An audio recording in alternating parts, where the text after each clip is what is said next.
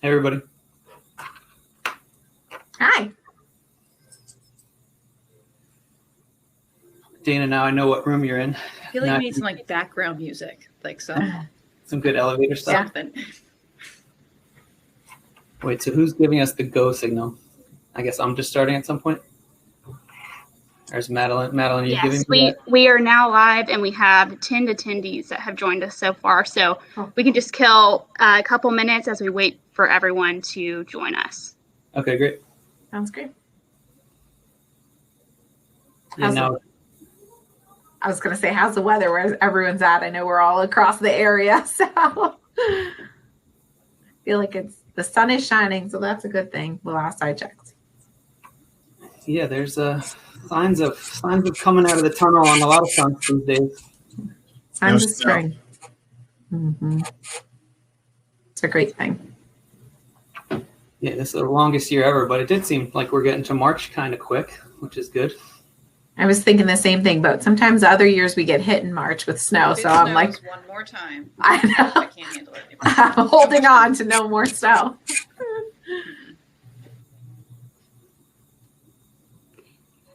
So we've got about 15 people that have joined us so far. And before we get started, as we wait for people to join us, we're going to do a quick poll for who everyone is that's joining us today.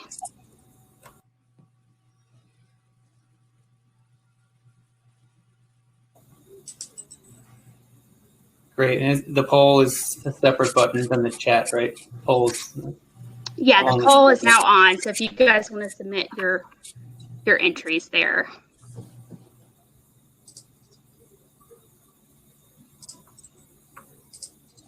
Okay, and Dr. Noah, we can go ahead and get started now that we're a couple minutes after. Great. Welcome, everybody. Thanks for joining us at Let's Talk Teeth. This is spurred on by February being Children's Dental Health Month, which has been celebrated for a long time. We're catching it right at the end of it to put this webinar together for you, and we're happy to be here for first of its kind for many of us, certainly. This year's been first of its kind on many different levels. I am Noah Quinn. I'm a pediatric dentist. I'm broadcasting here from Philadelphia from a practice called Pediatric Dental Associates. I work mostly in our city practice here, but I also see patients at St. Christopher's Hospital for Children, and I teach at Temple University Hospital's Pediatric Dental Program. I'm joined with the panel today that we can see in our other thumbnails video. I have Dr. Jenny Pinero, Dr. Dana Canesi, I have Dr. Tony Montero, and I have a special guest from Theraplay, Courtney Klinger. We'd love if you guys could all stick around to the end. We'd probably I have a couple minutes of material, and then each of us will probably speak for about 10 minutes or so. And then at the end, please stick around. We'll have a survey. We'll have some links to some great resources for pediatric dentistry, as well as information on ability to provide dental screenings for schools, daycares, and information about something we've launched recently at Children's Dental Management, which is called Children's Dental Academy, which is a great free resource for all types of different folks, teachers, daycare people, to have some great resources to teach kids and their providers on pediatric dental health. All of the dentists today presenting are part of a group called Children's Dental Management. Children's Dental Management is a dental service organization that provides dental services to kids pretty much from age 0 up to 18. We have 3 unique groups within Children's Dental Management. We have Pediatric Dental Associates, which myself and Dr. Dana are a part of. We have Children's Dental Health, which Dr. Tony and Dr. Jenny are part of. And we have another practice called Dentistry for Children in New Jersey. Altogether, there are about 30 kind of family practices that were all part of the same group in Pennsylvania, Delaware, and New Jersey. Like I said, we pretty much see patients from 0 to 18 years old, and we accept pretty much every insurance, including Medicaid and CHIP. This year's been, for all of us, and no matter what walk of life we're in, it's been challenging for us and our patients alike. The the shutdown from COVID, led to our practice getting shut down, and with a further increase in problems with access to care for our patients. Thankfully, we're back. I'm happy to report, and we're back about as close to normal as we can be. We have a lot of enhanced protocols, a lot of enhanced guidelines for safe patient care. For dentists, especially, getting back to work and getting back to work safely was especially challenging. We, outside of, our healthcare brethren who are directly caring for COVID patients, our profession was very unique in the fact that we're one of the few professions that, one, we have to be super close to our patients, two, we're in their mouth, and three, they can't be wearing masks. So, our safety, our staff safety, and our patient safety, have always been paramount, but this has really kind of accelerated things and stays at the top of our list to keep us safe and to keep our staff safe and our patients and parents as well. Our offices have, all types of different protocols. We have many levels of screening before you even come in the door. We've improved and increased ventilation, improved filtration systems, and if you come to visit one of our offices, you'll notice probably a lot more garb than we would have had in the past, but it's all this personal protective equipment and different layers of gloves and gowns and face masks and shields and the like, and great masks as well to keep everybody safe. This being Children's Dental Health Month, this timely topic, and we're here to really stress the importance of pediatric dental care and starting it at an early age. And I'll probably talk a little bit about establishing a dental home for our youngest patients, and earlier the better. Tooth decay is the most common chronic childhood disease. It's 4 times more common than asthma. It's 3 times more common than childhood obesity. Nearly 50% of all children ages 6 to 11 are affected by tooth decay.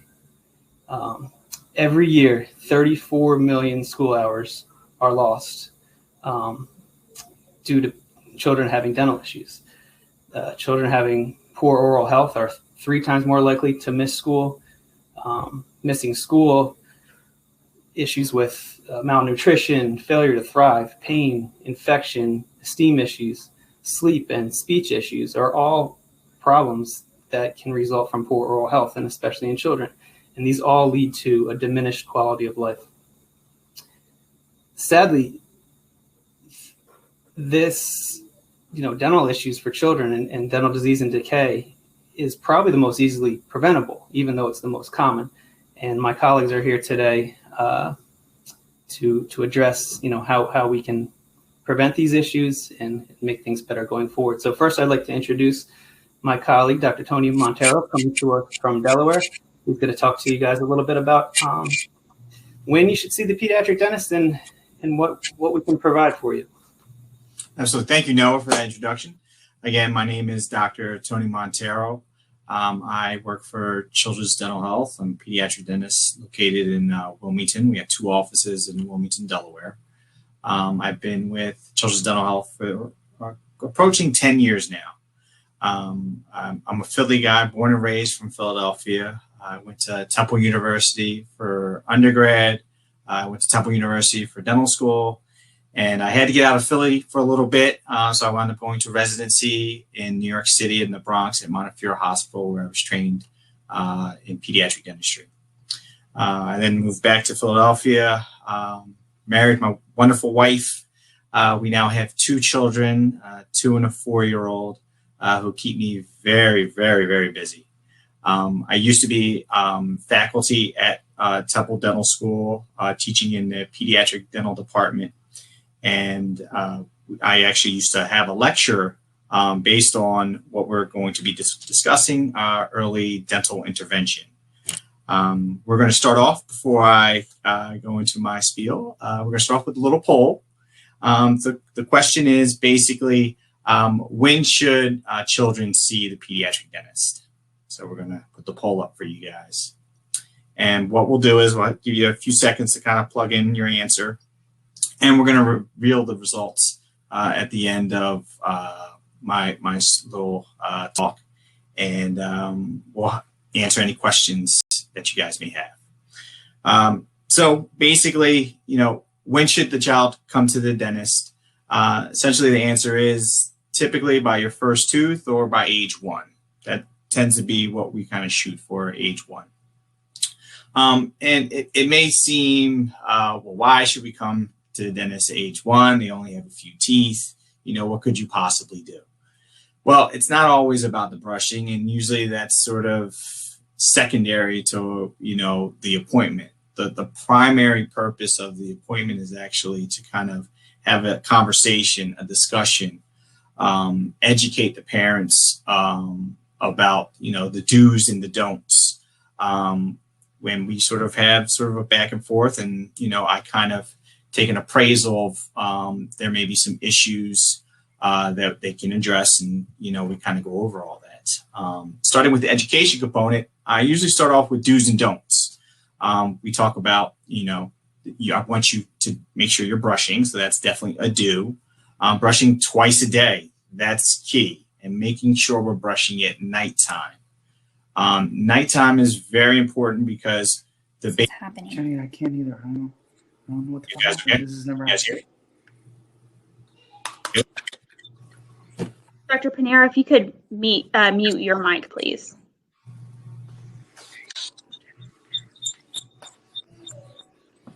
We good to go? Go ahead, Yeah, Dr. Tony. Sorry, guys. So make sure we're brushing twice a day. Make sure we're brushing at nighttime. That's the key time that we really want to make sure we keep everything nice and clean. Making sure the parents are doing the brushing, that's also crucial, because many children, when they're brushing, they like to brush the front teeth. They usually don't get in the back teeth too well. So, and making sure we're brushing in circular motions. Another do is make sure we're flossing. It's crucial to floss at nighttime, because no matter how hard you brush, you can't get that toothbrush in between those teeth. So using the floss at nighttime is very important. A don't would be don't sleep with the bottle. Many, you know, speaking about 1-year-olds or infants, many parents actually put their children to bed with a bottle, which, you know, as a parent, I get, you know, give them the bottle. Everybody's getting a good night rest. But that can be detrimental to their oral health. Whatever's in the bottle, which is usually milk or sometimes juice, that milk is sitting on the teeth all throughout the night and can cause some serious issues. One being what's called baby bottle syndrome or baby bottle decay, which we'll talk about a little bit later. Another thing that we try to discuss is I go over dietary counseling, which Dr. Jenny Panero is going to be talking about that a little bit later. So I'm going to let her kind of go in depth about that. But that's definitely something we discuss during that first visit, particularly if we can get them in at age 1. Some other things are growth and development. We talk about teeth coming in and the eruption of the teeth and making sure they're coming in properly. Normal age range when these teeth should be coming in. Sometimes if a child comes in at, you know, say 11, 12 months, years old, some parents are a little alarmed that, you know, Johnny down the street has a mouthful of teeth and they only have one. And then we kind of talk about everybody comes in at their sort of own timing and sequence. And I just basically make an evaluation, you know, based off of that. Sometimes children are coming in with eruption problems. Eruption is basically when teeth come in. Sometimes the teeth are coming in crooked. Sometimes they're coming in the wrong position. We talk about teething, grinding. Grinding tends to be a huge thing amongst infants. They tend to grind their teeth, and parents are really alarmed by the noises that they make. So we kind of tell them, hey, it's relatively normal. They tend to grow out of it. Another thing is the gums. Actually, some children, you know, when the teeth are coming in, the gums bleed, so parents are alarmed. Sometimes gums are different colors. Just like people have melanin in their skin, you have melanin in your gums. So sometimes gums have pigmentation to them, which is normal. So those are some of the few things that we kind of discuss in terms of their teeth. When we kind of go over the diet, which again, Dr. Panero is going to go over, We go over healthy foods versus non-healthy foods. And we really preach more water, try to cut back on the juice. Juice is one of those things that keep us in business. We try to recommend 4 to 6 ounces of juice a day. That's about almost half a juice box total that the children should be having a day. We recommend that, and pediatricians recommend that same amount for other reasons as well. And basically, how is the child, drinking this juice? Sippy cups tend to be a big thing around, sort of that toddler, infant age. Some kids are drinking all throughout the day. And there's a little thing we say, sip all day, you're going to get cavity decay. So try to be careful with a lot of kids graze throughout the day. Drinking, juice all throughout the day can cause some serious issues. Try to recommend having juice, particularly during mealtime to making sure, it naturally cleanses the mouth. And we also go over fluoride. Fluoride can be a little controversial, with some parents, so we kind of try to educate them on the benefits of the fluoride and try to correct any misinformation that they may have, to making sure we're using fluoride in the office. We can using fluoridated toothpaste and when to use it, the amount to use, and we, kind of educate the parent on that. And injury prevention. This is a key one because of, there's different things that these toddlers are running around like sometimes madmen, and, they trip and fall. And we try to tell them, how to manage those issues, particularly with sippy cups. I've seen some pretty gnarly injuries with, Johnny, who's 2 years old running around with a sippy cup and, God forbid he trips and falls and damages the front teeth. So we try to make sure to tell the parent, make sure Johnny's sitting down, stationary, make sure he's not running around, avoiding those kind of injuries. Okay. Speaking of sippy cups, and not to really harp too much on sippy cups, they're a very good thing. There's tons of sippy cups in my house right now. But it's not always necessarily the sippy cup. It's usually what's in the sippy cup that's the issue. Flavored milks, the chocolate milk, the strawberry milk, lots of juices, Gatorade, believe it or not, soda, things like that you want to try to be careful with, okay? Soda burns through teeth like a knife through butter. So you want to try to avoid things like that. And Gatorade tastes great, loaded with sugar, loaded with carbs. Unless your child is racing Michael Phelps in the pool, you want to try to avoid Gatorade as much as humanly possible. More water, and regular milk is ideal. Okay. And another thing, the bottle at nighttime. Like I had mentioned before, a lot of children go to sleep with the bottle at nighttime, or formula at night. That's what you want to be careful of. That stuff sitting on the teeth throughout the night can cause a lot of damage. And also ad lib nursing at nighttime, particularly after the teeth have come in. We try to discourage the nighttime feeding, at least the nighttime nursing at nighttime, particularly when they have their teeth. Sometimes that's easier said than done, which I get. So I'll usually recommend parents, particularly the moms, have a wet washcloth with you.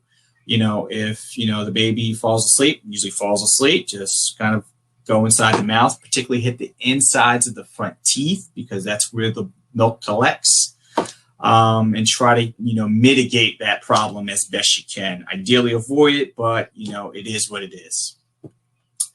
Now, just wanted to kind of discuss baby bottle decay. What tends to happen is when the children sleep with the bottle at nighttime, the sort of the nipple of the body bottle sits right there behind those front teeth, and the juice in the milk kind of pulls on those teeth and just sits there and sort of erodes at the teeth at nighttime. Many parents don't see this because when Johnny smiles, everything's fine, but the inside of the front teeth are all decayed. And it usually happens is when we bring them in for an exam, we put the child down, and then parents are able to actually see sometimes for the very first time the insides of those front teeth. So we kind of encourage them to avoid those situations because it's quite a bit of a problem for a lot of youngsters, unfortunately. What is a cavity? Basically, a cavity is, we all have bacteria in our mouth. Bacteria eats the sugar. That's why I'm kind of harping on the juice and the chocolate milk and all that stuff.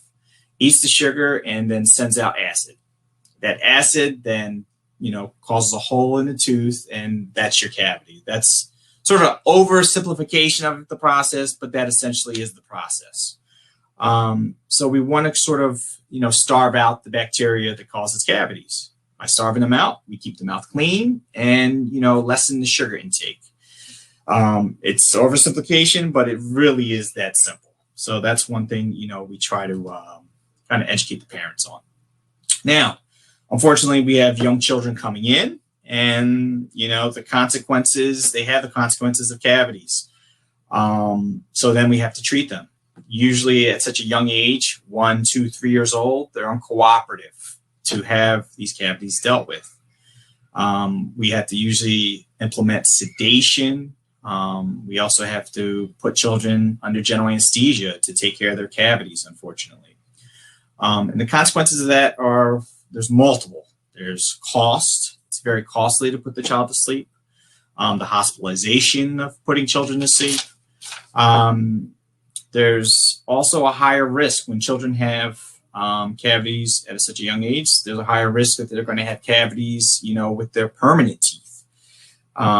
Also, you can have difficulties in speech. If you have baby bottle decay, and it's so severe, we actually have to extract the front teeth. Believe it or not, your tongue has to hit those front teeth to articulate certain words. So there can be speech problems, which, Theraplay will be discussing a little bit later. And also there's nutrition issues. If we have to wind up extracting multiple teeth, it can be sometimes difficult for children to chew properly, and there's nutritional issues. So those tend to be the sort of some issues that we have, and that's why it's all about education. We want to get the child in there early, teach the parents what to do, and make sure we establish what's called a dental home so that the child can be comfortable for the first couple visits, usually around 3 or 4 years old. They've gotten a little bit better in the chair, but for the first couple visits, they're going to cry, and we try to reassure the parent. A lot of parents come in very anxious about their children crying. This is the kid's office. There's crying all day long here, so that is not a problem. We welcome it just because they have their mouth open if they're crying. So that's a bonus of that. So that's pretty much ends what I have to say today. And we'll have the results of that poll. And if anybody had any questions, I'll open it up to that. Thanks a lot, Tony. Makes it sound simple, but obviously our businesses are booming every day with reasons that people, have trouble. And myself as a parent as well have trouble with following a lot of those seemingly simple points that you've made. Next, we're going to bring in Dr. Jenny Pinero, who's going to, delve into, I think, nutrition a little bit more. Hi, Jenny. Hi, Noah. Thank you so much. Hi, my name's Dr. Jennifer Pinero. I'm a board-certified pediatric dentist. I'm the CDH clinical director for the Pennsylvania offices. I graduated from Temple Dental School in 2010 and worked for a pediatric dental office for a year before entering the residency program. After graduating from residency, I started working at CDH almost 8 years ago now, and I currently work in the Limerick office as well as multiple surgery centers. Today, what my aim is, or what I hope you guys get out of my short presentation, is to understand the importance and the role of fluoride and nutrition and how they act in preventing cavities. Together, in combination, diet and fluoride really have a powerful way in decreasing caries risk. So what is fluoride? So fluoride is a mineral. It's considered a natural element. It's found naturally in water, soil, it's in plants, rocks, air, and some foods. It's used in dentistry really to strengthen enamel and prevent tooth decay. There are different ways that fluoride can be delivered, topically and systemically. Topically, you can self-apply it at home. So it's in your toothpaste, it's in mouth rinses, it's in gel. You can professionally apply it too. Well, we would, the pediatric dentist, you'd have to come visit us. But we would apply it with higher strength fluoride varnishes. We use gels and we use foams. At CDH, we tend to use a lot of the fluoride varnish, which is I think it's the optimal way of applying fluoride because it tends to stick to the tooth and it releases fluoride little by little all day long until the tooth is brushed. A third way that fluoride can be delivered is through public water supply. So this is also considered community water fluoridation. The CDC has named it one of 10 of the greatest public health interventions of the 20th century. So this is really a great thing. It's been around for more than 70 years, and it's been known to decline tooth decay by 25% in populations that have fluoride in their community water. A great way for you to find out, well, how much fluoride do I have in my water, is to contact your water company. So how does fluoride prevent decay? So when used in proper amounts, which you really should go to a pediatric dentist to make sure that you're getting the proper amounts, and they can direct you in what way and make sure that you're getting the right amounts for your age group. It really is effective in preventing and controlling decay. So like Dr. Tony talked about, the process of decay is multifactorial, and it can develop or progress when sugars are taken up by bacteria in your mouth that eats these sugars up, and they allow an acid to be produced over time, and with some frequency, it can create cavities. These cavities can also be known as like soft spots on your tooth or demineralized areas, but it's really the result of what's considered an acid attack. So how does fluoride prevent decay? So if you have fluoride in your mouth, how does that prevent decay? Well, there's a few ways it does it. So the first way is it tends to slow down the activity of the bacteria that causes the acid attack. So if you slow down the bacteria, you're going to get a lot less acid. Another way that fluoride prevents decay is it creates a stronger tooth structure. So let's imagine that the tooth is created by a bunch of minerals that when you look at the pattern that these minerals are set into your enamel, it creates more like crystallized patterns that tend to have holes, like the holes if you were to put your fingers together like this, you could see there's like little holes in between the patterns. The fluoride tends to just be incorporated right into those little holes, and it creates a stronger tooth structure or a stronger shield to resist decay or resist the acid attacks. Another way that it can help prevent decay is it can remineralize or what's considered reverse early tooth decay. So if you are already having those acid attacks, you have enough of them, and you are creating a soft spot or a little decay in your mouth, if you have fluoride exposure or enough of it or the proper amount, it could actually help reverse early tooth decay. So again, I'd like to emphasize that you need to ensure that the proper levels are being exposed and that you need to discuss this with your pediatric dentist in order to make sure that you're not being exposed too little or too much. So if it's too little and you don't have enough fluoride, you're not going to get the great benefits or the superpowers that fluoride really provide to prevent tooth decay. And if you have too much fluoride, you could create something called fluorosis, which is very rare when it's in a mild form, which if there is fluorosis in the rare occasion, a mild form usually looks like a little white spot that is barely noticeable. Maybe a pediatric dentist would be able to notice it, but not somebody who's not really in the field. And it doesn't affect function at all. Moderate to severe tend to be rare and less common, and it can cause pits and brown coloration. So again, very important to just make sure that you touch up with your pediatric dentist and that you just make sure you're getting the proper amount. As far as nutrition and how that plays a role in preventing decay, a lot of it is going to be, I'm going to piggyback based off what Dr. Tony said. So a lot of it is just making sure that you're really decreasing the sugar exposure, sugar amounts, sugar frequency that is feeding those bacteria that's creating that acid, that is creating that acid attack that allows to structure to become soft or decayed. So a lot of the best drinks and drinks are just important as food. So choosing what you're going to, the beverages you choose and the foods that you choose are equally important. So the best beverage you can drink is water, because water has 0 sugar in it. It's probably the only thing that you can put in your mouth that has no sugar in it. So water is great for many reasons, for your overall health, but also because not only does it not have sugar in it, but if you do have a current acid attack at that moment, it can tend to rinse out the acid to decrease the effects of that acid attack. If you're gonna drink milk, milk is great. Make sure, like Dr. Tony said, that it's white, no added sugars, doesn't need it because milk already has sugar naturally as it is.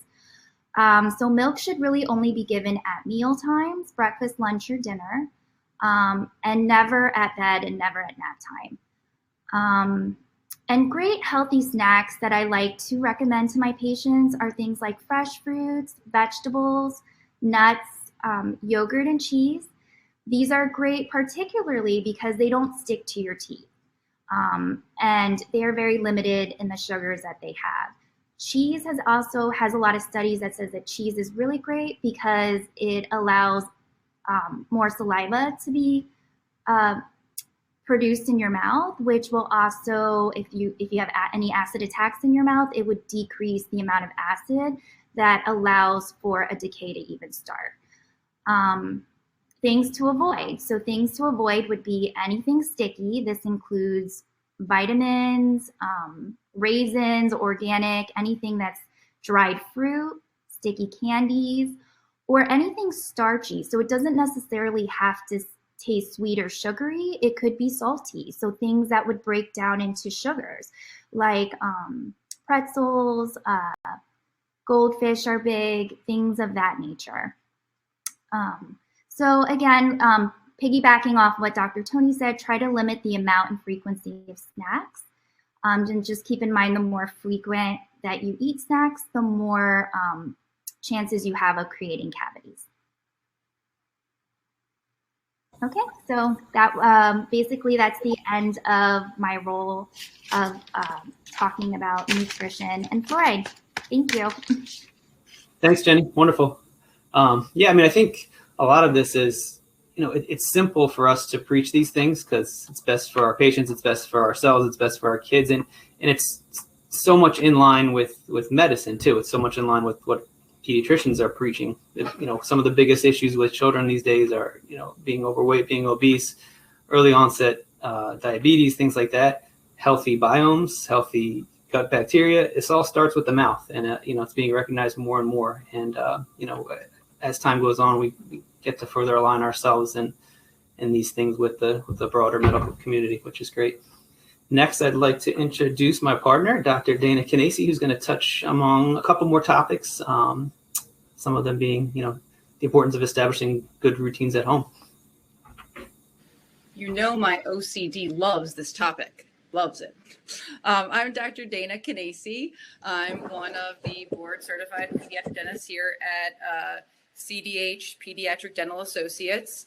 I've been here what feels like my whole life. It's been wonderful. I went to, it's now called Rutgers Dental School, but it was UMDNJ back in the day.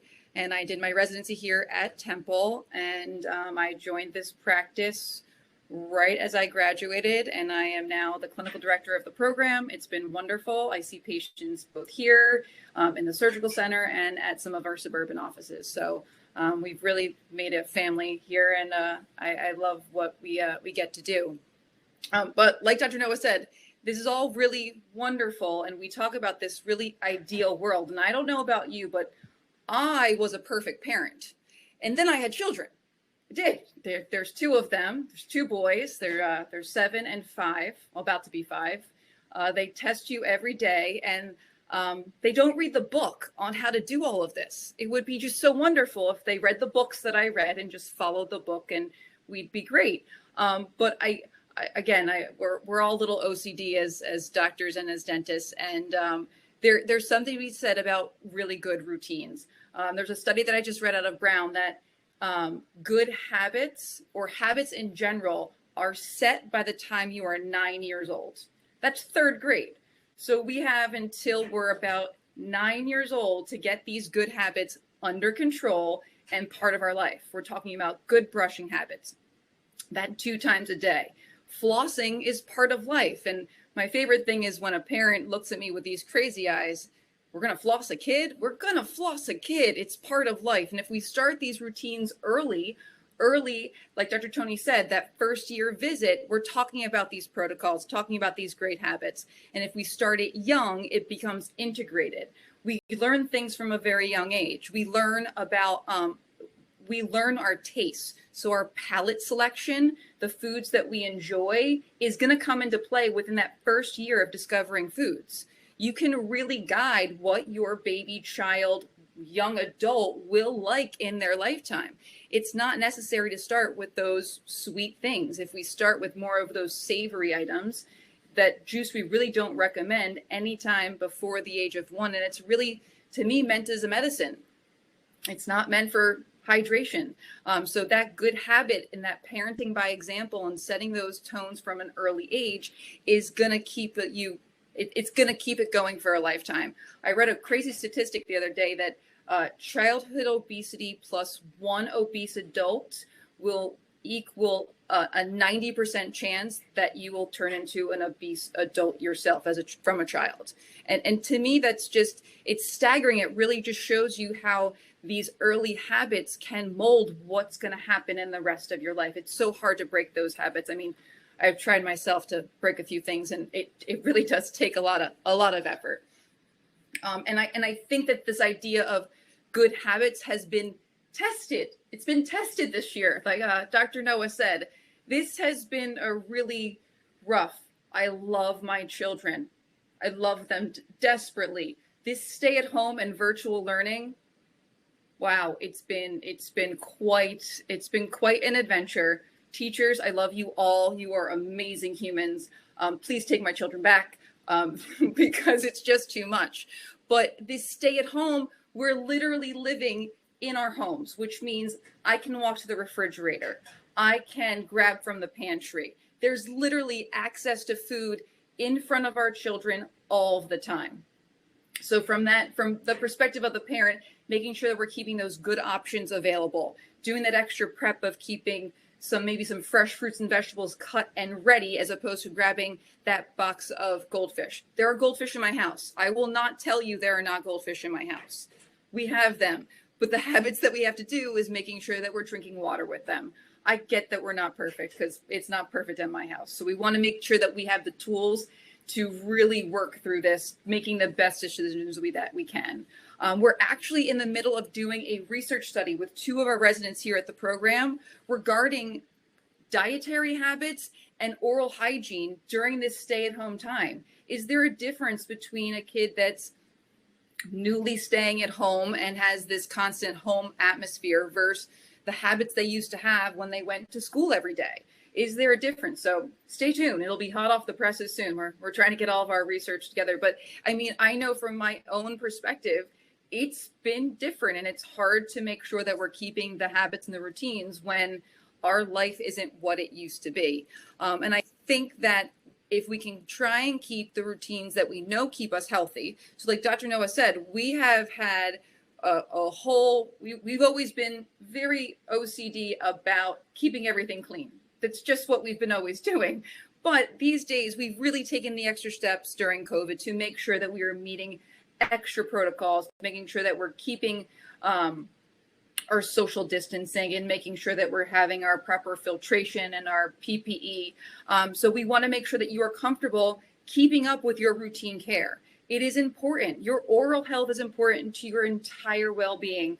And so making sure that you're keeping up with that 6-month checkup for yourself as an adult, but especially for our children. these baby teeth, they aren't just miniature versions of teeth. Their anatomy's different. The porosity, their ability to break down is different than an adult tooth. It takes them a quarter to about half the time to get the same decay it would take your adult tooth to get. So it's even that much more important that you are under the care of a wonderful pediatric dentist that can help you and guide you through all of this. So we want to make sure that we're keeping up with those routine cares because things do break down. We want to make sure we're catching it while it's small and that we're able to give you that intervention when it's appropriate. So what we talked about, some fluoride, some possible dental x-rays at the office. There are times when parents ask things, is it really necessary? Why are we doing this? They're just so small. They're just baby teeth. That's one of the things, it hurts our hearts when you say those things. It does happen. But baby teeth, with them being, like we talked about just a moment ago, the anatomy is different. The layers are much smaller and much thinner. There's only one way to really get a good view of a tooth at a certain point, and it's an x-ray. The radiation from a dental x-ray is utterly so very small in the grand scheme of your total radiation. There's things that we just don't realize. Walking outside in the sunshine is an exposure to radiation. Flying in an airplane is an exposure to radiation. And it actually is much more than this little dental x-ray that can give you so much information and so much guidance with the health of our children. So we really do make sure that when we do an exam for your child, we're being totally comprehensive, that we have all of the information so that we can give you the best treatment, make the best action plan, and give you the best information that we can. So, I mean, I skipped one of my points when we talked about staying at home, but what happens when things go wrong at home, or things go wrong when you're at school, or things go wrong when, say, you're at grandma's house on a Sunday night? Emergencies do happen. So like I said, we want to make sure that we're keeping up with that routine care because we can alleviate a whole lot of emergencies by just making sure that we're following up with our regular 6-month checkups. But things do happen. Like Dr. Tony said, those kids are running around. They run around my house. We've had plenty of traumas in general, dental related. But I think the one that we always make sure that when we're doing our pep talks with our parents is making sure what to do in a real dental emergency. So there's a few dental emergencies. There is one that is going to be the big one. What happens when a tooth gets knocked out? It is the dental emergency. It's the one that makes us all start sweating. So we got to make sure we know what kind of tooth is it? How old is this child? Was this a 3-year-old? It's probably a baby tooth. We definitely want to see you. Give us a call, and we're going to make sure that that we fix anything or guide you appropriately. The real dental emergency is what happens when an adult tooth comes out. There's a window of opportune time, and it is 60 minutes. And 60 minutes goes by in a blink, unless you're homeschooling a kid, and it's not so much of a blink. But in a dental emergency, 60 minutes goes by really fast. You want to put that tooth back in the socket if you can. If it's an older child that can manage that, get your dentist on the phone, give us a call. There's always someone on call so we can guide you through this and see you at the office as soon as possible. So let's make sure we keep these routines going so we can get some good, healthy kids. And if there is an emergency, we are always here. We got our superhero stuff on. We got this for you.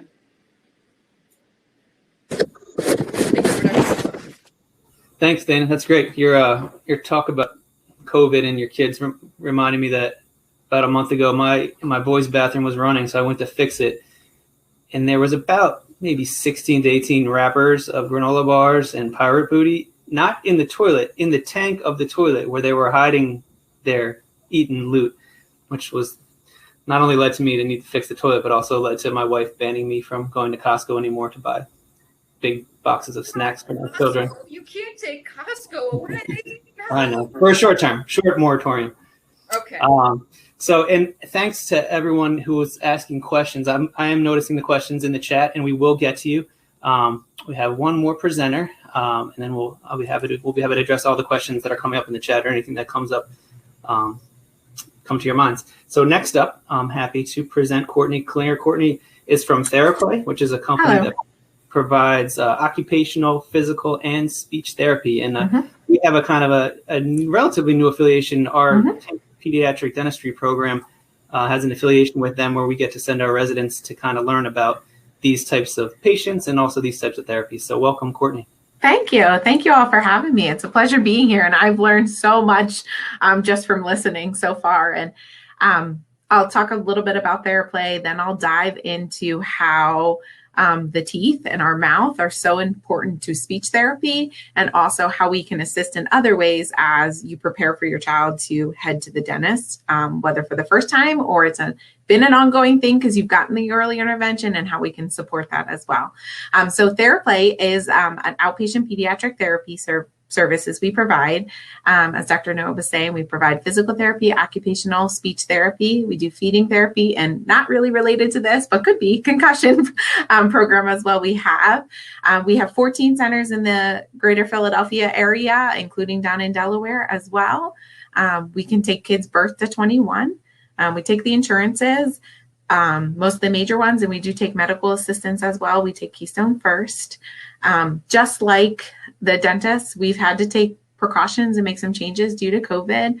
We are really close to our kiddos as well. And so we need to take those precautions, including masks, shields, all those pieces in play. We also are providing teletherapy services right now as well for those who are not comfortable to come into the office.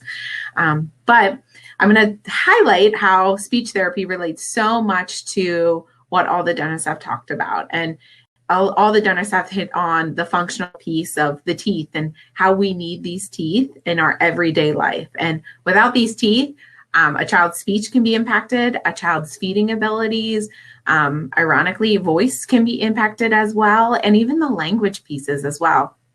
So as we talk about the teeth, the biggest piece that is impacted by the teeth is our articulation. So articulation is the ability for us to produce the sounds appropriately. And I'm sure you hear a lot of school age kids getting speech therapy because they need to work on their R's or their S's, and that's certainly what we do. But that articulation therapy starts right around that time we want a kid to get into the dentist. Right around that 1-year-old marker is really when that child starts to use language and use the sounds and put them together. You know, we don't have all the teeth at that point in time, and that's okay that we don't have all those teeth then. But what we want to happen is as these teeth are coming in and they're developing, that they're there and they're healthy so that the child can start to learn where they're anchoring their sounds in their mouth, and therefore the sound production could be better. Now we do have teeth or kids who have healthy teeth and the production and the distortions of these sounds are still off, but let's give our kids the help to make sure that these teeth are healthy and they're there so that we can help them produce the sound successfully. Thinking about some specific sounds that play in, if you think about how we make our F sound, we put those top teeth on our bottom lip to make that F production. If we don't have those teeth, we're already setting our children up for some challenges because they don't have those teeth there to produce that sound properly. The other thing we have is our S sound. As Dr. Tony, I think, was talking about it, if those teeth aren't there in the front, that tongue kind of starts to come out and we start to develop what we call a frontal lisp. And as we say the word Sally, that tongue is coming out the front. And then what we have to do is reteach the child the motor plan so that they can successfully produce those sounds. One of the other impacts that we have when we're thinking about articulation is our uvula. It's that hangy ball thing in the back of your throat. And, you know, the dentists, you know, when they're looking in that mouth for that very first time, they're going to spot things that we as speech therapists may not even see. And they're going to spot things that also we might need to get something else done. One of the primary functions of the uvula back there as well is for speech production. It closes off that nasal passage, and that helps us pull the sounds out of our mouth to say them successfully. Believe it or not, we have sounds that come out of our mouth and we have sounds that come out of our nose. And if that uvula is not functioning properly, then those sounds are going to be distorted, and that's going to make a kid hard to understand. And therefore that long-term can cause frustrations. If their peers can't understand what they're saying, they can be frustrated over time. So that is so important that we give our children the ability to have the structures in place to successfully produce the sounds. Then as we talk about feeding, so we're going to have a poll question pop up here about feeding. One of the common questions we get for feeding is, well, my child doesn't have the teeth. So the question that happens there is, can they eat the table food? And so we have a poll question popping up probably about now. So can they eat these table foods before all those teeth develop? And it looks like most of the people have answered that is true, they can, and that is accurate. So as a speech therapist, when it comes to feeding, we're really looking at how the food moves around the mouth. Do we have the structures in place to help that food move around the mouth successfully? Our occupational therapists as well, which we do treat, they also help with our feeding, and they're really looking at the sensory aspects of feeding. Kids need to, start getting that toothbrush in there early. What that helps them desensitize, and it helps them have that feeling of something in their mouth. And then that will translate into the food as well. If a child doesn't put anything in their mouth besides that bottle, and they are could be more resistant to accepting other things in their mouth for the food acceptance. So they might not like their crunchy foods, or they might not like food with different textures. So that's really important. And the toothbrush is helping them desensitize and get comfortable. Our OT friends can talk about that more. That's not my expertise, but really with the structures and how we move it around, the dentist will help us kind of assess the structures of the mouth. We need our tongue to move back and forth with our food. Our tongue lateralizes the food to the left and the right side to get the food on our molars or on our gums to start to chew up.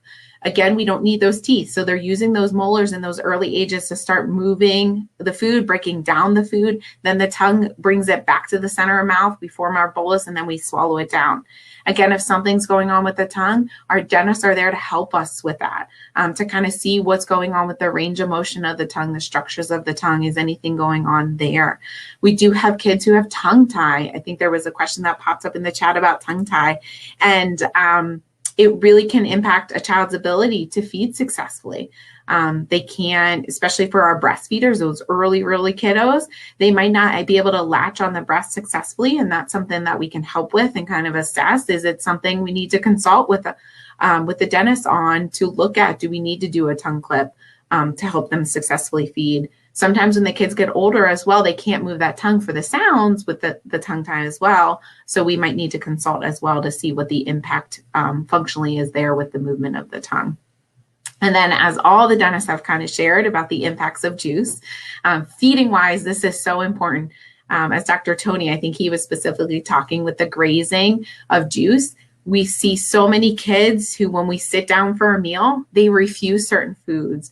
They don't like the food. They won't try the food. And some of it is because they're grazing all afternoon with juice. And when they sit down at that mealtime, they're not hungry. So now we've just unintentionally taught our child that they don't need to eat the foods that are right there. The foods that, can provide more nutrition than the sugary juices. So important to not only from the teeth perspective, but if we want our children to eat that balanced diet, we need to not let them graze on that juice. We're talking about sippy cups as well. Sippy cups are a necessary thing that we have. We all need them. And then that also too, we need to look at the use of the sippy cups because it does make the tongue movement different within the mouth. So we often like to use the straw cups as well to make sure that we're using the tongue and cupping that tongue around the straw successfully, which then will continue to impact and improve the feeding ability of that child to move that tongue around their mouth. And then as the child gets a little bit older, they could start getting those teeth hurting. If the teeth are hurting, they may naturally stop eating some foods and because they hurt. And then they haven't learned to eat some of those crunchy foods. And over time, they might need therapy to help them become more and more comfortable with eating some of those crunchy foods. So that's where the doctors help come into play. And then just the last piece I'm going to kind of talk about today is the voice. And I know we've all talked about water and the importance of water with the acid on the teeth as well. And water is so important for our voice and using our voice successfully. I'm sure you guys have seen me taking lots of sips of my water, and it's so important for our voice. We hear a lot of kids that come in with like a froggy voice. And sometimes that is truly because what's hitting their voice is the sugary drinks or the sodas and the caffeine, and those are not healthy things for our voice. So the importance of water with our voice, if we do get to that point, a speech therapist can help improve that voice function and talk about things to help improve that voice function. So a lot of things that we can help with as well. If anybody has any questions or feels like their child needs to come to Theraplay, you can certainly call up any of our centers. We can get you connected. We can get you set up for an evaluation, and we'll just consult back with your primary care physician to get the prescription that we need on file. So if anybody has any questions, you can just go to theraplayinc.com and just give us a call. Wonderful. Thank you, Courtney. No, thank you.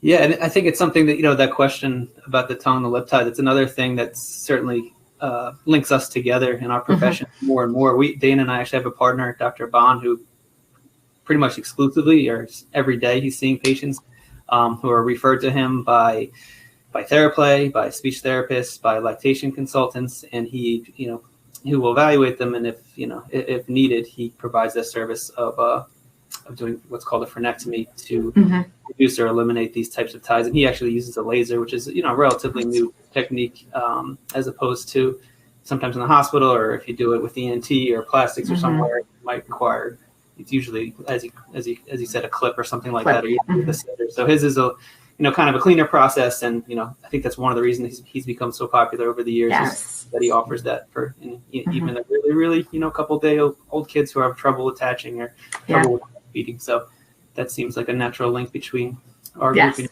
as well. So I see your questions. I don't want to keep anybody too much longer. I'm going to try to get at least answer the questions that I see. If anybody feel free to pipe in. I think we're losing some of our crew to go back to see their patients, but I'll be happy to hang around. And then we can certainly answer anything offline as well. So I will try to get through these questions. And then we just wanted to show you guys the links to the resources that we have for you as well. So just looking at the questions that are up there, I think we addressed the tongue tie, lip tie. One question was, how much fluoride toothpaste should children use? Generally, we do recommend fluoride toothpaste even for young kids. It's really the amounts that we worry about.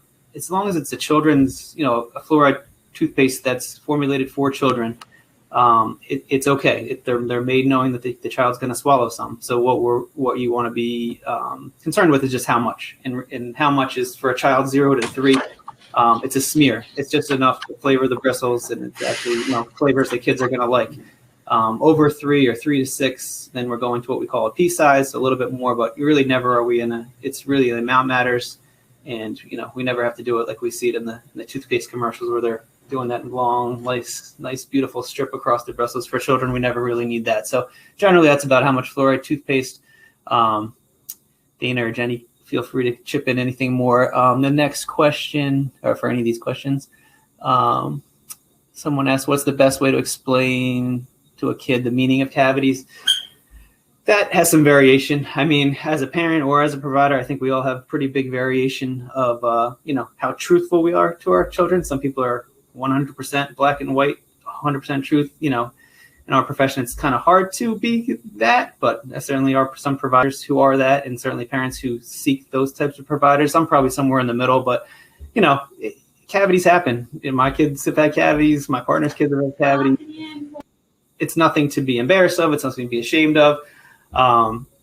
Generally it's just, it could be as simple as just saying you have a sick tooth to saying, you have a tooth that has a weak spot on it. It doesn't have to be anything that's, earth shaking, as it's, unfortunately way too common. I think that almost kind of leads into the next question that asked, there seems to be a rise in the diagnosis of soft teeth. Can you explain what that is? And with this I don't know if there's necessarily more. I think, there can be many reasons people could have soft teeth, kids and adults, metabolic disorders, developmental disorders. These things in primary teeth or pediatric teeth develop while in the mother's womb, they're starting to develop. So there can be certain medications that can throw off development. There can be illness that can throw off development, that can lead to things like, hypocalcification, certain types of things that can affect the enamel or the dentin or both, that affects the strength of the teeth. more common, I think we get, patients with a lot of cavities, and that you'll see the parent will blame it on their husband or their wife, or their husband or their wife's parents, and say, oh yeah, my husband has soft teeth, his mother has soft teeth. And, it's sometimes just a nicer way of, the dentist might just, oh, sure. And that's why, but, generally it's a pretty simple formula. They can be, just weaker, and in this case, soft, but, a lot of the times it's really just decay for the reasons we've outlined for you all today. With the mix of hygiene plus the mix of the right types of bacteria plus the mix of the wrong types of nutrition.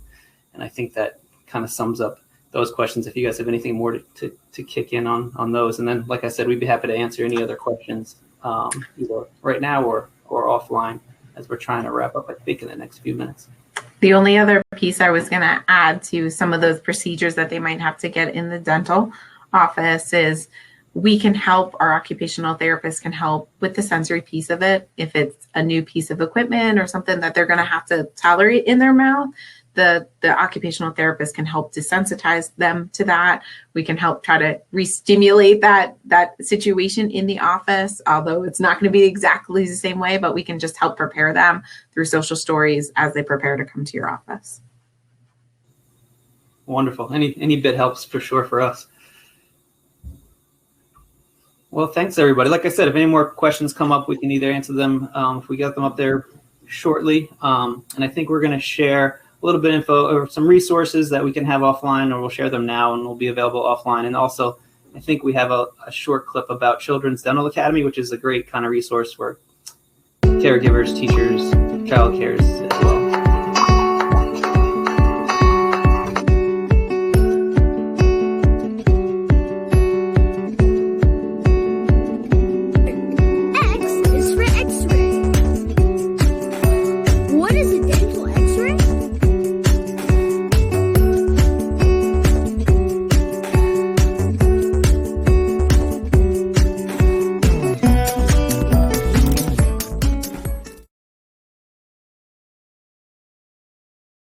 That's a little bit about Children's Dental Academy, childrensdentalacademy.com. There's links on there for more information and to reach out to us as well. And I think the last thing we have for you all today, thanks for joining us. Thanks for joining us for acknowledging the importance of children's dental health and Children's Dental Health Month. We just have one more survey for you all to fill out to maybe tweak things going forward. Thanks a lot for joining.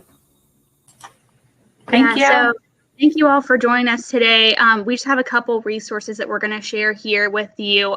So all the attendees can view this and download the PDFs if you want to keep them as a resource for you or for your students or to have at work. And we'll be sending out an email survey following this webinar, and we'd love to just know how this was helpful for you today.